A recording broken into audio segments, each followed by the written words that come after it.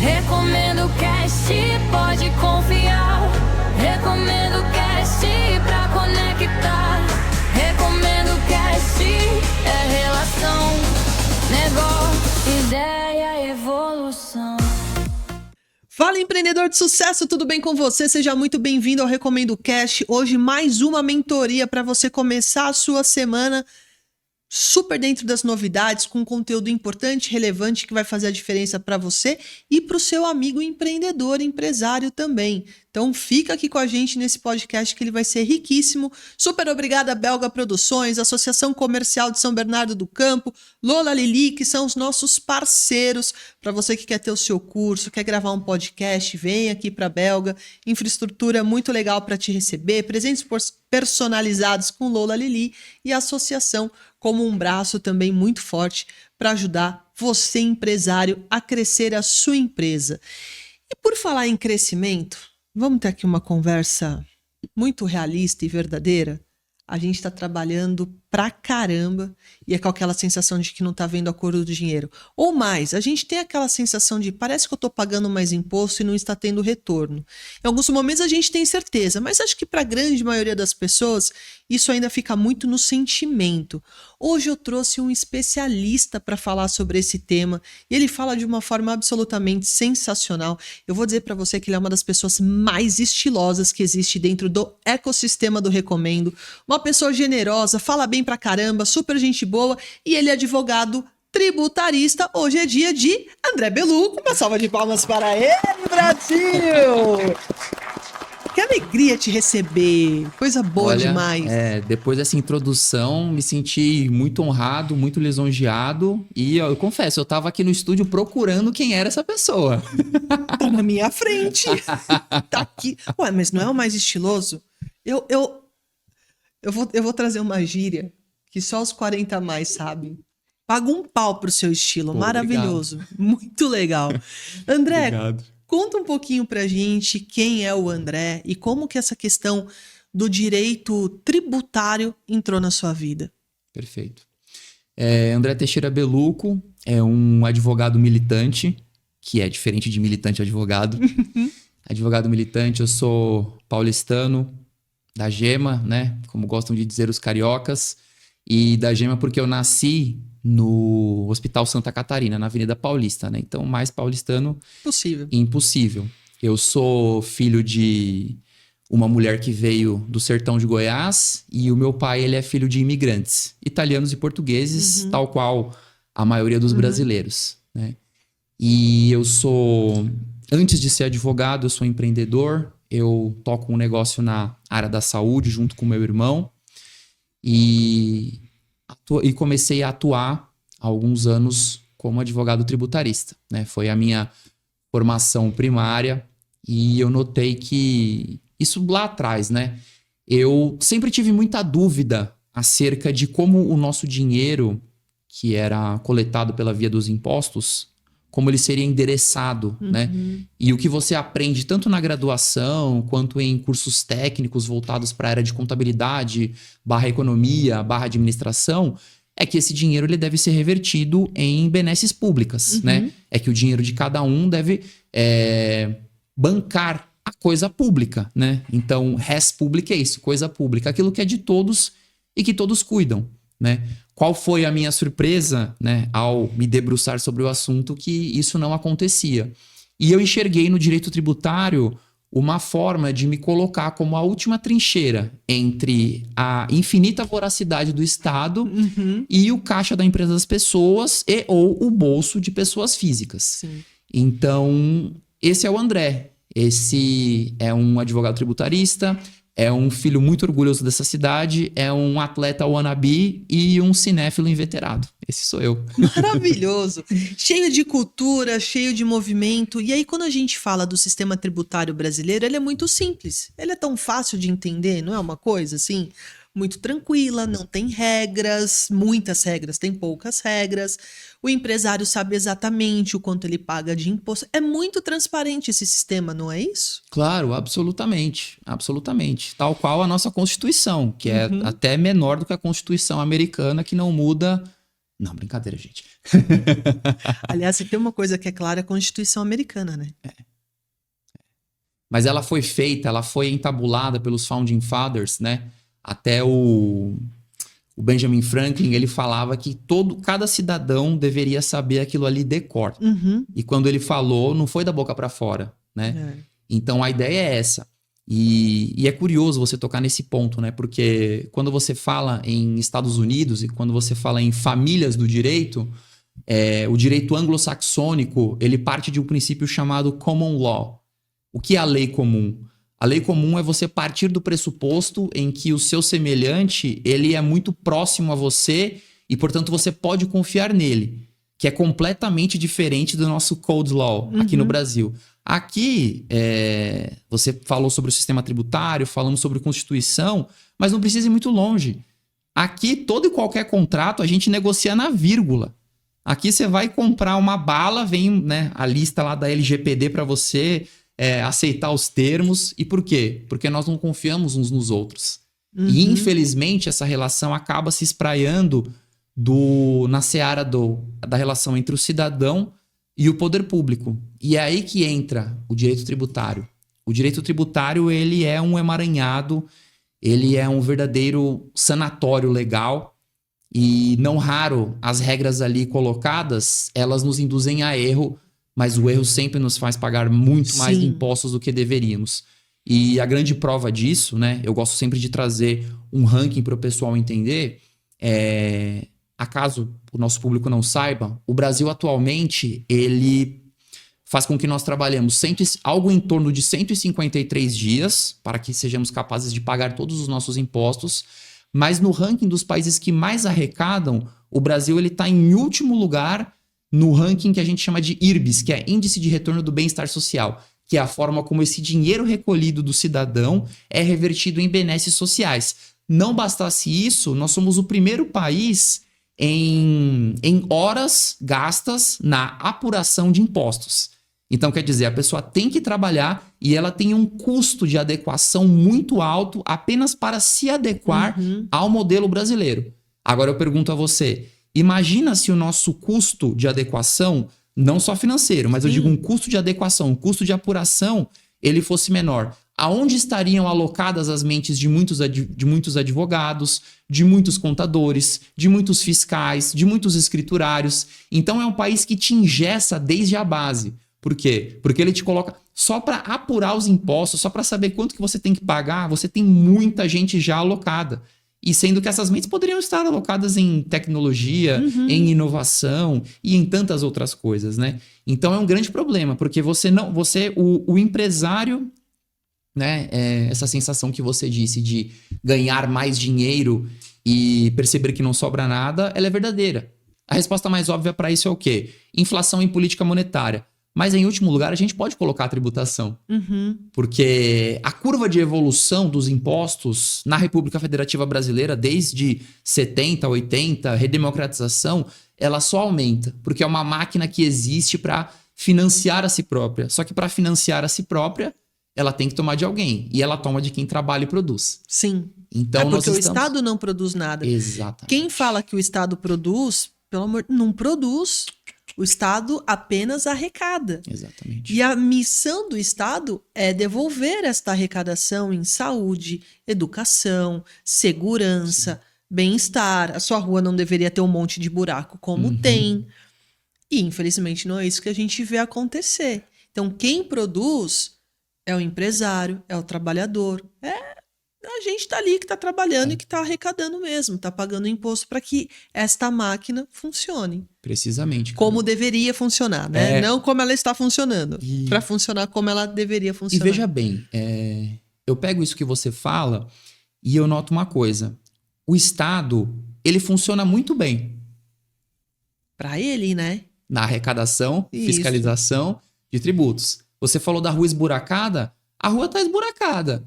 Mas o carro da CET que passa fiscalizando para ver se o seu Zona Azul tá na hora, tá rodando. Entende? Então ele não funciona para as coisas às quais ele se propõe. Mas para manter a própria atividade, ele funciona muitíssimo bem. Né? O ex-ministro da Fazenda, que também foi o ex-pior prefeito... Quer dizer, ele foi o pior ministro da Fazenda da história, o pior prefeito de São Paulo da história, e agora vai ser talvez o primeiro candidato desde a redemocratização que vai perder em primeiro turno nas eleições para o governo do estado de São Paulo. Esse sujeito se gabava do fato de a Receita ter um supercomputador, né? Os contadores aí sabem, é o famoso T-Rex. E veja bem, a rua esburacada, você tem um país que não tem cobertura de saneamento básico, mas o computador da Receita Federal, que é o que vai garantir os bolsos forrados deles, tem que ser o melhor de todos, né? Então o Estado funciona muito bem sim, porque interessa para eles. Fato. E aí você estava falando da questão do histórico. Sim. Né? Então, como é que funciona? Porque você trouxe até na sua palestra que eu assisti o poder do dinheiro, o que nós tínhamos antes e o que nós temos hoje, já pensando nessa questão da inflação, do aumento tributário. Como que isso impacta? Porque às vezes as pessoas acham o seguinte, não, vamos cobrar imposto do empresário porque ele ganha bem pra caramba, então ele tem que pagar. E não é assim, porque o trabalhador, que muitas vezes está ali ganhando um salário mínimo, ele está pagando uma carga tributária que tira comida da mesa dele. Exatamente. E as pessoas não percebem isso. Traz um pouco de luz para esse tema para gente. Trago, com certeza. Trago, com certeza. Nossa, se eu puder até me estender um pouquinho aqui. Fica à vontade. É o seguinte. Existe uma evolução da carga tributária que acontece notadamente a partir do período da redemocratização, né? A saber, da Constituição de 1988, porque a nossa Constituição, que ela trata da estrutura base do funcionamento do nosso Estado, ela prevê uma série de direitos e garantias e que o Estado deve entregar para o cidadão. Ok, até aí tudo bem, é compreensível, né? Na época, o Ulisses Guimarães ele era muito simpático ao modelo de welfare state, né? Sobretudo nas nações nórdicas, né? Hoje em dia você ouve o pessoal falando, o socialismo sueco, né? Em que todos bancam por todos. Só que você está falando de nações que pegaram duas revoluções industriais e tiveram séculos para enriquecer. Séculos para criar previdência, uma previdência, seja pública ou privada. Aqui não. Aqui nos anos 80, o Brasil ele ainda era majoritariamente um país agrário. O êxodo rural aqui começou na década de 70. E aí o que acontece? Essa máquina que já foi desenhada para ser algo inchado, ela vai se inchando cada vez mais. Não somente com os funcionários que estão ali previstos, né? E aí a gente pode falar sobre todos os cargos que estão dentro de uma república federativa. E são essas as pessoas que entram dentro dessa economia, desse jogo da economia da soma zero, como você mencionou, que o Estado não produz nada. E de fato não produz, eles apenas servem para fiscalizar. Só que além disso, você some a isso, e aí a gente pode falar desde o final do segundo mandato do FHC, em que começou-se a aplicar essa política de welfare state, mormente com o programa Fome Zero, você começou a expandir essa noção de welfare state, onde você deveria financiar e bancar uma massa de desvalidos. Ok, isso é aceitável dentro de uma sociedade até certo ponto. Mas, é o que eu falo na palestra, economia e tributação são grandezas medidas em números, mas elas não são exatamente sobre números, elas versam sobre o comportamento humano. Isso é absolutamente esplêndido que você traz do comportamento humano. Só vou fazer um parênteses aqui, que a gente até conversou muito sobre isso. Sim. Eu sou super a favor dos programas.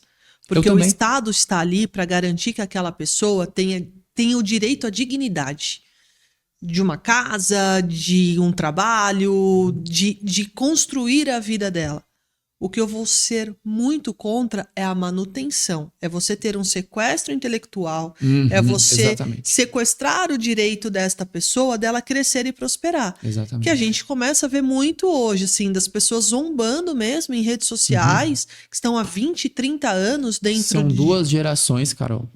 Entende? Muita coisa. E assim, esses programas eles começaram, repito, para tirar pessoas desvalidas da miséria. Para você ter uma noção, esses programas, Eles trouxeram bancarização para milhões de adultos que nunca tinham visto um cartão magnético da Visa nos anos 2000. Sim. Tá? Então, assim, nós esquecemos que, claro, né? Aqui nós estamos no ABC Paulista, nós estamos numa ilha de prosperidade. Mas o Brasil, ele é muito mais do que isso. Isto posto, quando você diz a alguém que você vai entregar todas as condições dela viver por meio de um auxílio, seja um BPC, seja um Bolsa Família, seja um Vale Gás, ok, bacana. Só que isso vai ser pago por alguém. E em sendo pago por alguém, você aumenta o custo dessa pessoa. E para aumentar o custo dessa pessoa, o Estado faz isso pela via dos impostos ou pela via da inflação. Aí a gente entra um pouquinho em finanças públicas. Só que os programas sociais, eles foram extrapolados a um ponto em que hoje em dia você tem pessoas em determinados municípios, né, em grandes rincões aí do sertão do Brasil, você tem pessoas saudáveis, em idade produtiva, que vivem de benefício. Porque essa pessoa faz um cálculo. Ela fala, eu vou gastar 8, 10 horas do meu dia trabalhando caixa de supermercado para ganhar um salário mínimo, ou eu vou pegar 2 ou 3 benefícios para ganhar menos R$200 do que isso e ficar em casa tranquilo. A pessoa faz um cálculo na cabeça dela. Então, o que acontece? A guerra que foi criada, a cisânia que foi criada entre a sociedade é entre a pessoa que trabalha e produz e a que vive do suor dos outros. E cá entre nós, quem vive do suor dos outros, ou ao menos quem deveria viver do suor dos outros, é sauna. Maravilhoso!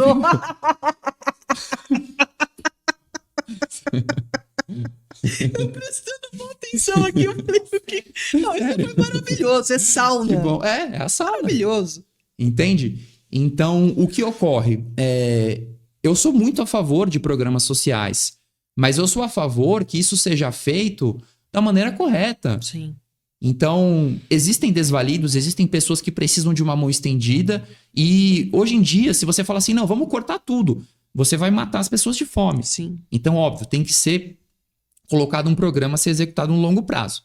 Ocorre que essa extrapolação de programas sociais aliada a um gasto público, e não, assim, a tributação ela não aumenta apenas por benefícios sociais, que fique bem claro, tá? Eu sou um filho muito orgulhoso dessa cidade de São Paulo, mas eu não sou separatista. Eu sou do Brasil potência. E o Brasil potência, ele passa por explorar e entender que cada estado tem a sua importância e que nós devemos formar uma grande nação. Então a guerra é entre quem trabalha e produz e a guerra é entre quem se locupleta do nosso suor. Não só eles entregam migalhas a essas pessoas, mas ficam com boa parte do negócio. Sim. E aí a gente volta para o jogo federativo. Como é que funciona a distribuição entre recursos públicos aqui no Brasil? Você tem 2 fundos de participação. Fundo de participação dos estados e fundo de participação dos municípios. Em que parte dos nossos impostos vai para esses fundos e eles são redistribuídos. Aí é uma coisa muito complicada de se dizer. Mas os recursos que são aboletados, que são enviados para a União, eles são distribuídos de acordo com a habilidade do político do centrão que está lá. Então é por isso que você vê estados, que assim, municípios que não têm atividade econômica recebendo milhões. Porque os políticos desses locais, sejam municípios pequenos ou mesmo estados muito pequenos que não têm atividade econômica, normalmente esses políticos eles são muito habilidosos, eles são políticos de carreira, e isso é uma coisa muito normal aqui no Brasil. Aqui em São Paulo nem tanto, porque o poder é muito difundido, né? São Paulo teve um desabrochar muito tardio. São Paulo foi ficar rico no começo do século passado. Agora, quando você pega estados, não falando mal da região, estado do Norte e Nordeste, em que você tem famílias dinásticas que mandam desde a época das capitanias hereditárias, como é o caso da família Ferreira Gomes, no estado do Ceará, eles estão lá desde as capitanias hereditárias, ou mesmo da família Campos Arrais, no Pernambuco, você tem políticos que não entregam nada no sentido legislativo para o Brasil, mas eles são muito habilidosos em extrair emendas do orçamento federal, aí eles soltam dinheiro para os prefeitos manterem aquelas prefeituras, que por sua vez vão comprar o voto dessas pessoas e vão continuar elegendo esses políticos. Então, esse cara que você falou hoje, o cara que ganha o salário mínimo, o motoboy que acorda aqui em Mauá e vai fazer a entrega lá no Brooklyn ou lá no Panambi, é ele que está pagando não para o beneficiário do Bolsa Família, mas ele está pagando o auxílio terno de um Hugo Mota, por exemplo. Muito bem colocado. Entende? Uhum. E não é, eu vou tributar o empresário, eu vou tributar o rico. Cara, ó, hoje em dia, quem quiser pode ficar à vontade para abrir o portal da Receita Federal. Hoje em dia, boa parte dos CNPJs abertos, eles correspondem a microempreendedores individuais. E os microempreendedores individuais, eles são pessoas que, em sua maioria, quiseram uma flexibilização nas normas trabalhistas, tanto por parte dele, quanto por parte do empregador, que se sente engessado ali Sim. na parte de bancar uma folha de pagamento. Hoje em dia a gente sabe o Sim. quão caro é isso. E são essas pessoas que pagam. É o motoboy, é a sua vizinha que pegou, que vende pudim aos finais de semana, é a manicure, é aquela moça que faz desenho de sobrancelha. É o Não motorista super do rico. aplicativo. Exatamente. Né? O pessoal que tá aí ralando muito. Exatamente. E um grande exemplo disso é o seguinte: no final do ano passado, né? E esse governo ele é muito perdulário. Só para deixar gravado aqui, nós estamos aqui gravando em julho de 2026, para que vocês sejam capazes de endereçar qual é o governo. Eles aprovaram a taxação de dividendos, né? De distribuição de lucros acima de 50 mil. O que é que aconteceu aí? O que é que se viu? Eles esperavam arrecadar aos borbotões, bilhões, eles arrecadaram mais ou menos 4% daquilo que eles esperavam. O que é que isso revelou? Que as pessoas que distribuem lucros até 50 mil por mês são as pessoas normais. É o advogado autônomo, é o dentista, é o médico. O grande empresário mesmo, ele tem grana para bancar uma holding, uma offshore, estruturas jurídicas que o protejam de pagar imposto. Perfeito. Então você tem um pacto muito sinistro que amassa a classe média e sobretudo os empreendedores, que é o pacto entre os financistas que estão no topo, sobretudo banqueiros, né? Pessoas que ganham dinheiro também sem produzir nada, mas eles ganham com juros, porque é muito sintomático, né? Você está num país em que você tem 80% da população endividada, 54% inadimplente, e as pessoas que deveriam receber esse dinheiro, que são os bancos, a cada ano eles registram lucro recorde. Por que será? Enfim, você tem um pacto entre essas pessoas que compram o apoio de parlamentares, que por sua vez compram o apoio da base da população, que são desvalidos, vendem seus votos, e para bancar essa festa toda, eles tiram de quem? De nós. De nós. Entendeu? Isso não se trata de ideologia. Essa é uma leitura sociológica do que ocorre no Brasil hoje em dia. Entende? E que vem sendo construído ao longo dos anos. Exatamente. Cada vez mais refinado. Então, quando a gente olha e fala mesmo dessa questão do... Se a gente puder comparar, quanto que nós pagávamos de impostos... Porque eu vou fazer... Só voltando, Chico. Você falou dos seus pais, eu olho para os meus pais. Os meus pais construíram. Os meus pais não vieram de família rica, nem meu pai, nem minha mãe. Foi muito trabalho para conseguir, para construir, para conquistar. Meu pai trabalhou em empresas, depois ele resolveu empreender, foi o primeiro da família a fazer isto. Meu pai ralava de domingo a domingo, não tinha descanso para construir alguma coisa. Mas você via que eu trabalhava e eu conseguia construir. Hoje a gente se mata de trabalhar, talvez até mais, mas a gente não consegue fazer essa construção. Eu não consigo financiar um apartamento, não cabe no meu orçamento. Eu quero viajar ou eu quero comprar algo diferente, eu tenho que me planejar muito para aquilo. Dá pra gente comparar, então, por exemplo, como era ali... Você vive permanentemente endividado. O tempo inteiro. E eu não tô falando de inadimplência. Não. Eu tô falando de dívida, de obrigações que você assume. Que tem que pagar. Então... Se a gente pegar ali década de 70, 80 para hoje, o quanto que aumentou esse impacto tributário na vida das pessoas e que fez a gente perder esse poder de compra mesmo? Excelente ponto. Excelente ponto. Falar sobre poder de compra não é falar só a respeito de dinheiro. A gente está falando de suor, a gente está falando de sonhos e nós estamos falando de esforços. Eu peço licença aqui para traçar um paralelo geracional, claro, entre os que estão vivos, né? E ver como era a vida de cada uma das pessoas, cada uma das gerações, do homem médio de cada uma dessas gerações. Então, assim, existe a geração silenciosa, que é a geração dos nossos avós. Existe a geração baby boomer, que é provavelmente a geração dos nossos pais. Existe a geração X, que é o pessoal que tá 45 plus até 55. Existe a geração millennial, Eis-me aqui.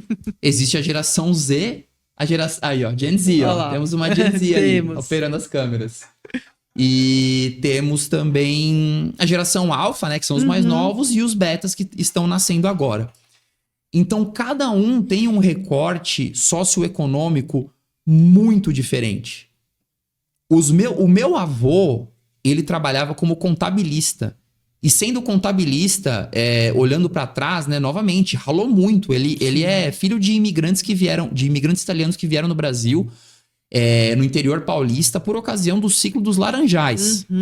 Tá? Ele é de Itajobi. Sim. E a minha avó, ela veio pro Brasil em 42. Ela veio até num navio que foi torpedeado, um navio chamado Bagé. Ele foi torpedeado por um submarino alemão. E assim, você compara o volume de trabalho. Não só hoje nós trabalhamos mais, como nós somos muito mais qualificados. A geração Baby Boomer... Quantas pessoas tinham pós-graduação? Quantas pessoas tinham MBA? Agora, Millennial, pelo menos em grandes centros urbanos, isso é regra. E quanto que nós ganhamos? Nós ganhamos pelo menos 1/3 ou 1/4 a menos.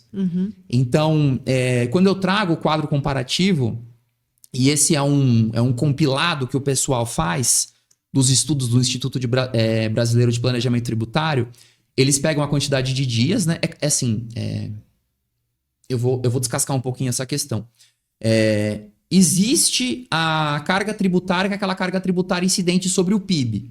O PIB é Produto Interno Bruto, que se dá pelo somatório de toda a riqueza e produtos que são produzidos no país. Só que aí, se você pegar o Brasil hoje em dia, ele está algo na casa de 32,4%. É só você passar, estamos na Associação Comercial aqui de São Bernardo, é só você passar na Associação Comercial lá do centro de São Paulo, em frente ao pátio do colégio, que você vai ver lá no impostômetro. Exatamente. Você vai ver quanto que se arrecadou. Aquilo ali é o que se chama de carga tributária sobre o PIB. Só que essa carga tributária ela não leva em consideração a tributação sobre consumo e sobre patrimônio já estabelecido. A gente pode falar em IPVA e IPTU. Por isso que a gente chega nesse cálculo de 153 dias dentre um recorte de 365 dias por ano. 153 dentro de 365 dá mais de 1/3. Mais de 1/3. Portanto, dá mais de 32,4%. Aí você fala, tá, como é que chegou nessa conta? Exatamente por isso. Porque a tributação ela incide sobre patrimônio já estabelecido e sobre consumo. Se você regredir até nos anos 90 mesmo, né? Anos 90 e 80, a quantidade de dias utilizadas, a quantidade de dias que um trabalhador tinha que trabalhar para dar conta dessa carga tributária era muito menor. Era papo de 70, 80, 90 dias. Então veja quantos dias do seu suor, do seu trabalho, dos seus sonhos, do seu esforço vai pro nada. Literalmente pro nada. Então é exatamente isso. E aí eu sempre faço essa provocação. É por isso que você, millennial da minha geração, eu sou você, o seu tio, no final dos anos 70, o seu tio avô, que trabalhava de taifeiro, com todo respeito aos taifeiros, ele dava conta de sustentar uma família de 3 filhos sozinho, ele tinha uma casa na Vila Prudente, ele tinha uma casa na PG e ele ia na chácara dele em Nazaré Paulista aos finais de semana. É isso aí. Exatamente por isso. Porque o trabalho dele, o esforço dele não era extraído, não era subtraído da forma como o nosso trabalho é subtraído hoje. Então, essa é uma métrica, uma nota de corte muito interessante para que as pessoas saibam, né? Eu sei que, mais uma vez, não é sobre números, é sobre pessoas. Se é sobre pessoas, é sobre comportamento. E não tem como pessoas da nossa geração, millennial, ou mesmo da geração X, não tem como você não se comparar com o seu pai e se falar, cara, o meu pai, na minha idade, ele já tinha casa, já tinha carro, já tinha tudo. Sustentava a família. Exatamente. E tranquilo, tá? Não era se matando, ele não tinha burnout, não. Não, isso é boa. Ele não vivia em burnout. Verdade. Então, é para que as pessoas enxerguem que esse vazio, essa sensação de que nada acontece, ela não tem a ver com você. Ela tem a ver com esse sistema que foi se locupletando do seu trabalho, dos seus dias, foi devorando os seus sonhos e hoje diz que você ainda tem que pagar mais imposto. Entende? Então é exatamente isso, né? É muito mais do que tributação. É muito mais do que aquela DAS que chega no dia 20 para você. Entende? E o brasileiro ele tem muito isso, né? Ele já não percebe nenhum sinal de patriotismo, ele não consegue se identificar com a nação dele, porque a única coisa, o único vislumbre que ele tem de nação é aquela DAS que chega no dia 20 ou no período que nós estamos agora na Copa. Na Copa. Que aí você tem aquele frenesi coletivo, né? E muito embora eu não seja... Não é que eu não seja fã, eu não ligo pra futebol, mas eu respeito futebol. Porque essa energia toda, ela iguala Ela é gari gostosa. e desembargador. Ela é gostosa. É Entende? isso mesmo. Então é bem legal. Mas é interessante que as pessoas saibam isso, né? Que todo o recorte geracional e essa briga interna espiritual, essa comparação com gerações passadas e você sentir que você não tá chegando no lugar, não é exatamente culpa sua, tá? Então eu gosto sempre de endereçar essa mensagem. Cara, mas isso é muito legal de você trazer, porque de fato às vezes a gente fica assim, caramba, eu tô me esforçando, eu tô fazendo, cadê esse resultado? E a gente não percebe e a gente não tem acesso a esse nível de informação e profundidade de informação que você traz e com tanta clareza e com tanta sabedoria. Você tinha que dar aula, cara. Você tinha que ter um podcast para falar disso. Porque, e eu tô falando muito sério, André. E eu agradeço por isso. Porque, assim, as pessoas não têm dimensão. A gente vive num piloto automático, tendo que sobreviver. Exatamente. De alguma forma, o pessoal vai tirando ali a nossa atenção daquilo que é importante. A galera fica se degladiando. E o sistema continua trabalhando para aquilo que é importante para ele. Mas quando a gente passa a entender a história, como que as coisas acontecem, o custo disso tudo, para que a gente tenha sucesso, muda o jogo. É o tipo de informação que precisa chegar nas pessoas. Sim. Com esta clareza, com a sua jovialidade. Sim. E, cara, uma coisa que eu fiquei pensando aqui, porque eu falei, eu não sei se eu vou ter capacidade intelectual para acompanhar esse podcast, Claro que tem. né? Eu fiquei preocupado, né? E aqui Claro escutando, que eu falei, tem. meu Deus, né? Tem muito mais. Quanto tempo do seu dia você se dedica a estudar isso? Porque você pegou isso como missão de vida. Você respira tudo isso. Cara, como que é a sua rotina para estar atento a tudo que está mudando, as coisas novas que chegam? Eu fiquei curiosa para saber. Bom, em primeiro lugar, é uma tremenda honra receber esses elogios, esse reconhecimento. E tá nos planos ter um podcast, né? Na verdade, eu tenho um podcast, nós estamos pausados, né? Inclusive, um grande abraço aí, Lucas e Alfredo, meus amigos de bancada. Sinto muita falta de vocês e espero que possamos retomar em breve. Isto posto, eu acredito sim, né? Tem um adágio latino que se traduz em a mente agita a matéria. O que isso significa? Que as suas palavras, tudo aquilo que você traz, gera essa verve espiritual, né? Então eu tenho certeza que quando eu trago essas informações para as pessoas, em primeiro lugar gera uma revolta. E essa revolta é importante, só que você tem que encontrar o lugar para dar vazão a ela. Então sim, toda e qualquer mudança, ela começa em primeiro lugar na mente, depois ela vem pela fala, né? O próprio Deus, Yahvé, ele cria o mundo pela fala. Então eu acredito nesse poder de criar dentro das pessoas, em primeiro lugar, o conhecimento da pessoa se posicionar dentro de um cenário, né? Claro, né? Em que ela tá buscando apenas sobreviver, ela vive no modo automático, porque ela passa 4 horas por dia no trânsito. Sim. E no trânsito ela tá respondendo o WhatsApp e pedindo para assistente dela responder e-mail para dar conta de pagar a DAS que vai chegar no dia 20. Então, é exatamente isso. A mente agita a matéria, é necessário que a mensagem seja endereçada, que mais pessoas tenham noção disso, talvez para gerar revolta, talvez para gerar consciência, sobretudo consciência, né? Para que você entenda, não, a culpa não é minha, existe um problema, e aí, sabendo que você tem um problema, uma vez que o problema está diagnosticado, você pode pensar em formas de tratá-lo. E aí, a respeito da vida intelectual, eu li um livro há uns 10 anos atrás, do padre Antonin Sertilhange, que chama A Vida Intelectual. E nesse livro ele fala sobre o intelectual, e intelectual aqui entenda. O intelectual é a pessoa que trabalha com ideias, tá? Eu não tô me arrogando a posição de ser um sábio, até pela idade, né? Tecnicamente, segundo Platão, um homem ele começa a ficar maduro para ler e entender filosofia a partir dos 35. Então, eu deveria esperar até outubro para começar a fazer isso. Então, não estou me arrogando a essa posição. A minha posição agora é de obtenção e aquisição de conhecimento. Mas o padre Antonin Sertilhange, ele falava que o intelectual ele deve ser um devoto.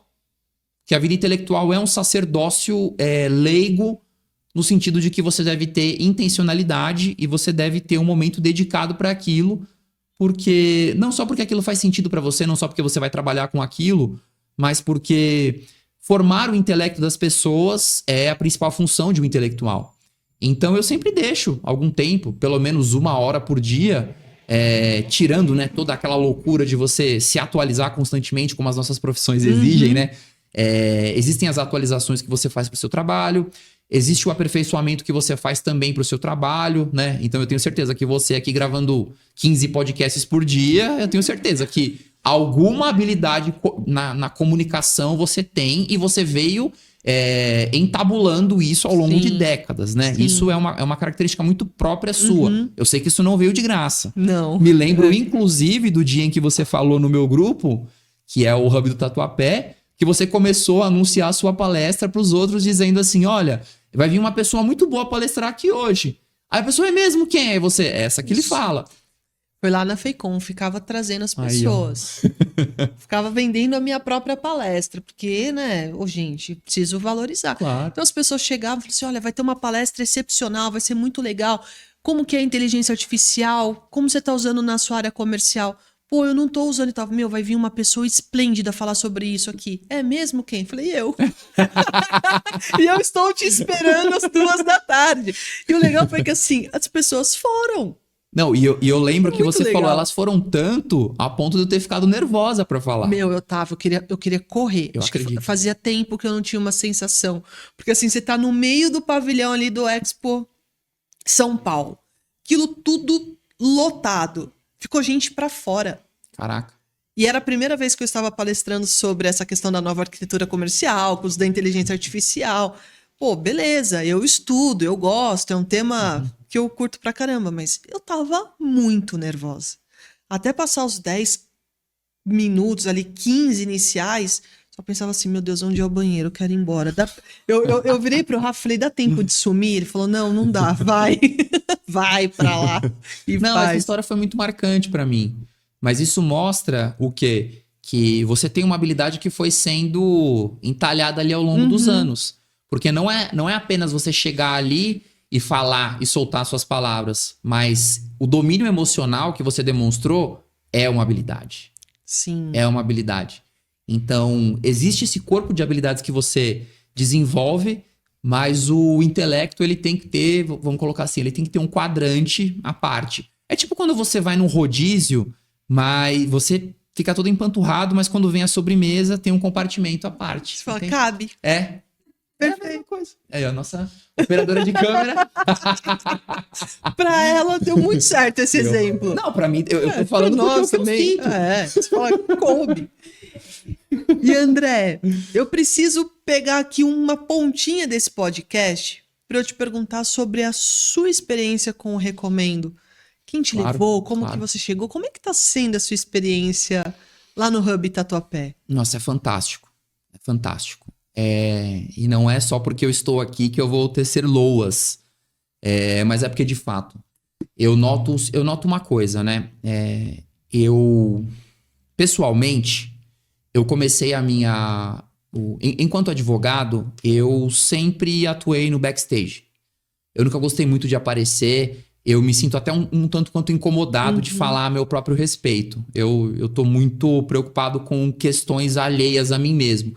A única hora que eu gosto de falar sobre mim mesmo é, sei lá, quando envolve performance, né? Então, eu vou conversar com um treinador para fazer alguma coisa, mas ok. Aí eu entendo que é uma métrica.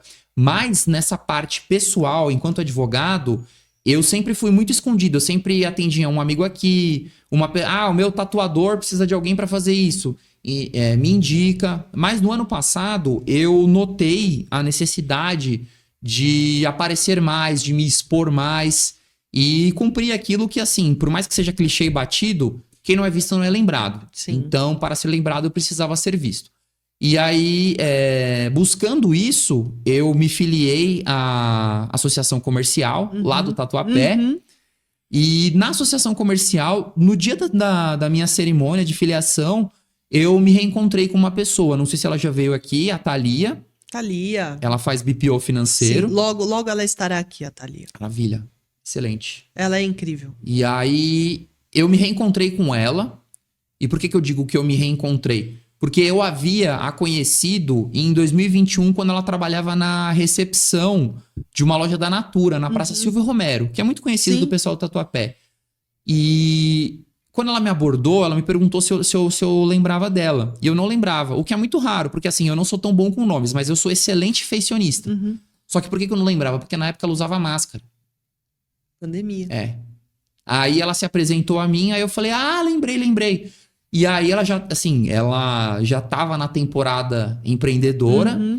E aí nós abrimos uma linha de diálogo, assim, super fluiu. E aí ela falou, olha, eu tô participando de um outro grupo. Assim. Você não quer ir? E aí, qual grupo que era esse? O Recomendo.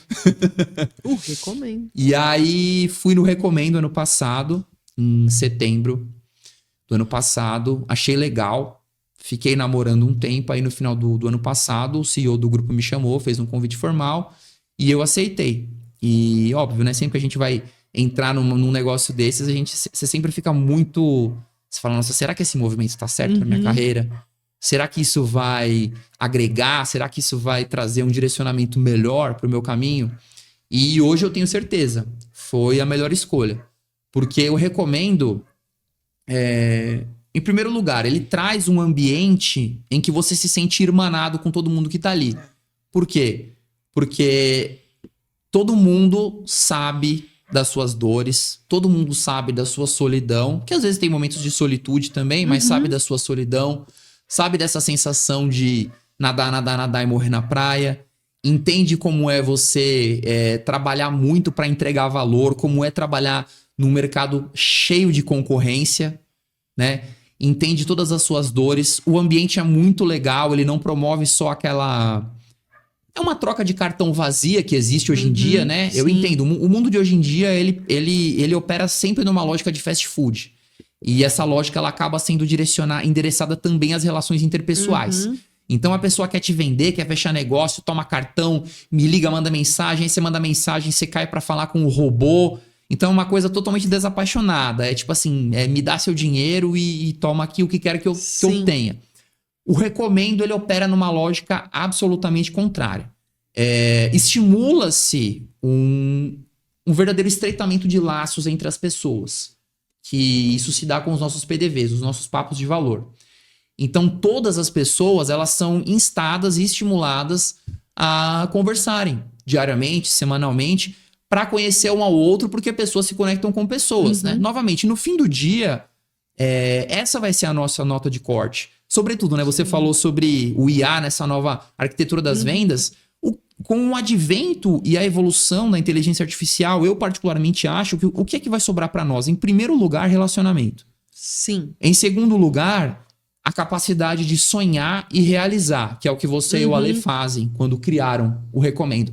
E em terceiro lugar, aquilo que o Goethe falava que era a maior força do universo, que é a personalidade humana. E a personalidade humana, ela se expressa em momentos como esse, em momentos nas palestras, e aí em momentos como o Get Connected. Então ali você consegue enxergar todas as valências que a personalidade humana traz em diferentes profissionais. E o Recomendo, ele estimula todo esse ecossistema, toda essa profusão de talentos. Porque, ok, você fecha negócio, você vende, mas às vezes muito mais importante do que fechar negócio é você encontrar uma boa solução para o teu negócio. Perfeito. Então, às vezes você tem um problema na sua operação, às vezes com um colaborador seu, ou às vezes uma questão muito pessoal mesmo. E aí você encontra alguém capaz de endereçar e resolver essa demanda. E aí, para mim, isso é fantástico, porque você cria os relacionamentos, você se desenvolve enquanto pessoa. A oportunidade de palestrar, a Carol falou aqui do nervosismo dela... O Recomendo dá essa oportunidade de nervosismo para todo mundo, porque ele faz com que todos nós tenhamos a oportunidade de palestrar. E isso é fantástico. Então é um grupo de networking que eu indico para todo mundo, né? Não é uma simples troca de cartão vazia, é um desenvolvimento pessoal, interpessoal, é um estreitamento de laços, é um ambiente que te acolhe, que traz encorajamento para você, faz com que você se sinta irmanado com pessoas que estão calçando os mesmos sapatos. E eu encerro a minha resposta remetendo mais uma vez a Thalia. Qual foi o grande... mais uma vez, né? A mente agita a matéria. Como que a mente dela me agitou para entrar nesse grupo? Ela falou assim, olha, eu tava numa semana em que eu já tava falando assim, eu vou voltar a entregar currículo. E aí, quando ela participou da reunião, ela se sentiu encorajada e falou, não, eu acho que vale a pena caminhar mais uma milha. Então, quando ela falou isso, eu sempre falo pra ela, né? Me despertou a vontade. Eu falei, nossa, mas os outros grupos de networking que eu fui, não me desfazendo deles, eu acho que cada qual tem o seu lugar. Mas eu falei, se ela sentiu isso lá, eu acho que eu quero sentir também. Que legal. Absolutamente esplêndido. Eu ficaria 30 horas te escutando, aprendendo com... É verdade, aprendendo e recebendo realmente toda essa... Não, mas é uma troca, Carol. Eu aprendo muito com você também. Mas... Gente, aqui eu tô falando, mas nas reuniões, quem faz tudo isso por nós é a Carol, tá? Justiça seja feita. É uma troca. A gente tá ali junto. Sim. E eu gosto muito dessa questão porque é um agregando com o outro dentro da sua sabedoria, do teu conhecimento. Claro. E a gente sai muito melhor. Nossa, absolutamente. A gente, né, vai completando. Aonde que eu não sou tão boa assim? Eu preciso, né, não tem nada de tributação. Vamos conversar com o André, ele vai me ajudar, vai saber direcionar. Então, isso é bárbaro da gente criar essa comunidade forte de empresários que estão ali juntos, buscando a prosperidade uns dos outros. E na palestra do Renato Barata, no Get, quando ele fala... Que tem na mochila do Barata. Que tem na mochila do Barata, é maravilhoso. Mas quando ele fala, quem está do seu lado te aplaudindo? Está vibrando, e quando assim, aplaudindo verdadeiramente pelo teu sucesso, vibrando contigo, falando, vamos lá. Foi isso que a gente fez com a Thalia, quando ela realmente estava ali na dúvida, não, vamos junto, vamos fazer. E ela fala isso sempre, né? Ela traz esse exemplo do quanto foi impactante. E a gente está aqui também para aplaudir, para celebrar cada sucesso, cada conquista que você e que cada membro do Recomendo tem. Porque para mim essa é o presente mais valioso que a gente recebe. E o legado que vocês vão deixar é até um... Cara, eu acho que é até um agente de disrupção. Sim. Porque quando você pensa em meio empresarial, automaticamente você pensa em concorrência. Você pensa em um passando a perna no outro. E num país em que é bonito você não trabalhar ou você participar desse jogo de economia soma zero, né? Você vê pessoas que de fato trabalham pra caramba. E não tem ninguém ali... Eu tenho vergonha do quanto eu trabalho perto do que os outros trabalham. Tá todo mundo trabalhando, tá todo mundo buscando excelência, tá todo mundo a despeito da dificuldade. Sim. Tá todo mundo fazendo o bolo crescer pra todo mundo. Então, assim, esse é um legado que a gente deixa até pra nossa nação mesmo. Né? Isso aí. É um agente de disrupção. Então, parabéns pelo Recomendo, pra você, pro Alê. Eu sou uma pequena parte disso, mas sou muito grato. Sou muito grato. Uma parte muito importante, muito querida. Obrigado por isso. Continue levando essa sua sabedoria, essa voz brilhante realmente que você tem. Te desejo muito sucesso, agradeço imensamente por você ter participado. E como é que o pessoal entra em contato contigo, André? O pessoal vai ter que entrar em contato com você, ou seja, pelas redes sociais, enfim. Como que a gente te acha? Pode me achar pelo Instagram. Eu ainda tô na fase de montar o meu site, montar a minha landing page. Boa. Eu tô estruturando tudo isso, né? Eu tô com um ciclo de palestras marcado no grupo Recomendo. E a partir daí eu já tô criando um material muito legal. Mas quem quiser entrar em contato comigo pode acessar minha página no Instagram, que é André Beluco. É uma página meio pessoal / profissional. Eu ainda tô melhorando isso. Mas certamente vocês vão me encontrar e não vão conversar com nenhuma inteligência artificial. Vai conversar comigo mesmo, tá? Maravilhoso. André, muito obrigada. Eu que agradeço. Foi absolutamente sensacional. Uma honra pra mim. Toda minha. Obrigado do fundo do meu coração. Para você que esteve conosco, cara, esse podcast é para você compartilhar com todas as gerações, porque isso daqui é uma aula e é essa generosidade, essa capacidade de pessoas mesmo, de inteligência que a gente tem dentro do Recomendo. E me entenda quando eu falo de intelectualidade, de inteligência, é aquela inteligência da generosidade em sentar aqui compartilhar tanto conhecimento e ensinamento com você para que você possa transformar a sua empresa. Então, o Recomendo Cast tem essa missão. Manda para todo mundo. Segunda-feira que vem tem mais, mas eu quero agradecer Belga Produções, Associação Comercial aqui de São Bernardo do Campo, Lola Lili, obrigado sempre por vocês darem todo esse suporte para que a gente possa levar esse conteúdo a cada um dos empresários do Brasil e do mundo, certo? Câmera do meio, super obrigada, um beijo e até semana que vem. Valeu demais! Recomendo Cast, pode confiar. Recomendo Cast.